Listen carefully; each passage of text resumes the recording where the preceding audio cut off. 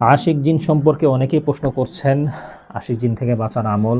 আমি ব্যক্তিগতভাবে আমি আমার কোনো রুগীদেরকে আমি আশিক জিনের সমস্যা এই ধরনের কোনো কথা বলি না। বেশিরভাগ ক্ষেত্রে আমি বলে থাকি আপনার দুষ্ট জিনের সমস্যা।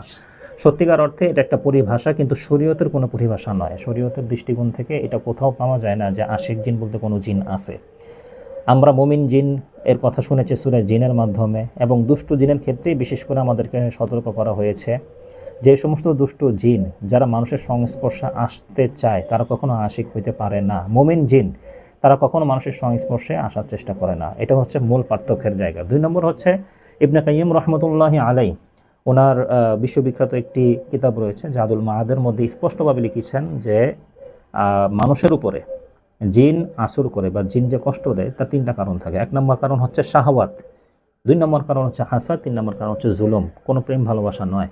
একটা জিনিস আপনারা মনে রাখার চেষ্টা করেন যে দেখেন, সত্যিকার অর্থে যদি আমরা মানুষের ক্ষেত্রে যদি চিন্তা করি যে একজন মানুষ একজন আরেকজনকে পছন্দ করে, তো সে কখনো মাশুকের ভালোটা চাইবে, এটাই স্বাভাবিক, কখনো খারাপটা চায় না। জিন যখন নাকি মানুষের সংস্পর্শে আসার চেষ্টা করে অবশ্যই তার একটা খারাপ উদ্দেশ্য থাকে।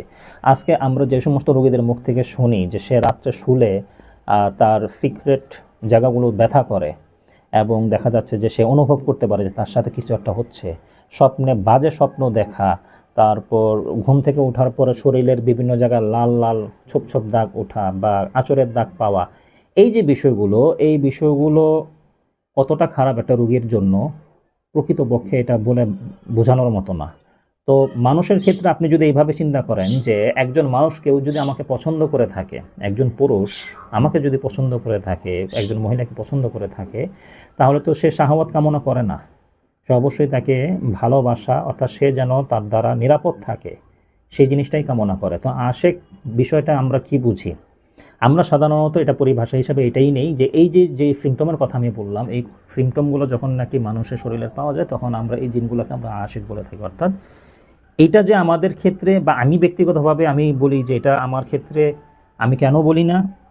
1 নম্বর কারণ হচ্ছে আশিক জিন শব্দটা, এটা বিশেষ করে উর্দু কয়েকটা কিতাবের মধ্যে উল্লেখ আছে, যেগুলো আসলে শরীয়তের দৃষ্টিকোণ থেকে আমরা গ্রহণযোগ্য মনে করি না। অনেক ক্ষেত্রেই পাওয়া যায় এগুলো, এবং অনেক কবিরাজরা এই কথাটা বলে থাকেন।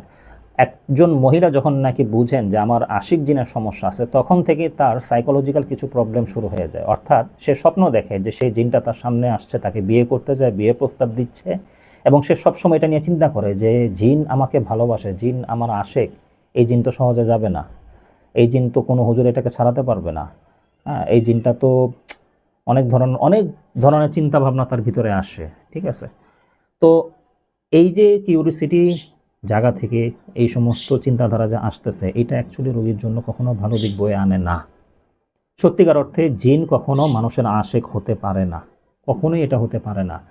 জিন যদি মানুষের উপরে আশেক হয় সেটা শুধুমাত্র কাম বাসনা, শাহওয়াতের জন্য।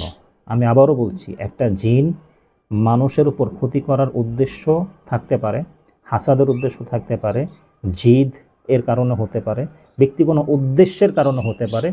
আর যদি সেটা হয় সেটা শুধুমাত্র শাহওয়াত, কাম বাসনার জন্য, সেটা পুরুষের ক্ষেত্রেও হতে পারে, সেটা মহিলার ক্ষেত্রেও হতে পারে। কখনো আশেক তার মাহবুবকে কষ্ট দিবে, এটা কোথাও পাওয়া যায় না, আর জিন সেটা করতে পারে না। সত্যিকার অর্থে যদি কোনো জিন আপনাকে ভালোবেসে থাকে, বরঞ্চ সে আপনাকে দূর থেকেও কুদৃষ্টি দিবে না। যদি সত্যিকার অর্থে এরকমটা পাওয়াও যায়, যদি এ ধরনের কোনো ঘটনা আজ পর্যন্ত কোথাও রেওয়াতে পাওয়া যায়নি, বরঞ্চ যে সমস্ত জিনগুলো বলেছে যে আমি তাকে ভালোবাসি, আমি তাকে বিয়ে করব, এরকম শরীয়তের মূল কিতাবের মধ্যেও আছে যে সে মিথ্যাবাদী বলেছে, সে মিথ্যা কথা বলছে। অ্যাকচুয়ালি সে কখনো এটা সম্ভব না। শরীয়তের দৃষ্টিকোণ থেকেও আমরা জানি যে একটা জিন এবং মানুষের কখনো বিয়ে নিকাহ এটা সম্ভব না। তো যারা এই কথাগুলো দাবি করে, এটা শরীয়তের কোনো পরিভাষার দিক থেকে এটা বলে না, বরঞ্চ ব্যক্তিগত একটা পরিভাষা থেকে বলে থাকেন যে এটা আশিক জিনের সমস্যা। কিন্তু আমরা যদি আশিক শব্দের উদাহরণ যদি টানতে চাই, সেক্ষেত্রে এটা কখনো এটা আশিক জিনের সমস্যার কাতারে এটা পড়ে না, বা আশিক জিন এটা বলা হয় না। একটা জিনিস আপনারা ভালোভাবে মনে রাখবেন, একজন জিন সে দুষ্ট প্রকৃতির হতে পারে, সে খবিশ হতে পারে। সে যখন নাকি আপনার সাথে শাহওয়াতের উদ্দেশ্যে আপনার ক্ষতি করার চেষ্টা করে, এবং আপনাকে বিভিন্ন রকমের স্বপ্নে কাম বাসনা তৈরি করার মতো অশ্লীল স্বপ্ন দেখায়, এবং আপনার মনের মধ্যে বা আপনার অন্তরের মধ্যে এমন ক্রিয়া সৃষ্টি করে যার দ্বারা আপনি উত্তেজিত হয়ে যান, আলটিমেট এটা আপনার ক্ষতিই হবে, এবং আলটিমেট দেখা যাচ্ছে যে এর দ্বারা আপনি সবচাইতে বড় যে সমস্যায় পড়বেন সেটা হচ্ছে আপনার ইবাদতে গাফেল হওয়া, নামাজে গাফেল হওয়া, পর্দা ছেড়ে দেওয়া।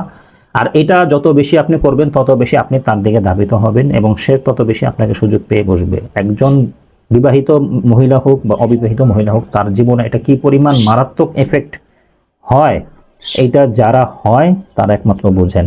কাজে এই বিষয় থেকে আমাদের সতর্ক থাকা উচিত। জিন কখনো আমাদের আশেক হতে পারে না, জিন আমাদের শত্রু, জিন আমাদের কেবলই মাত্র শত্রু।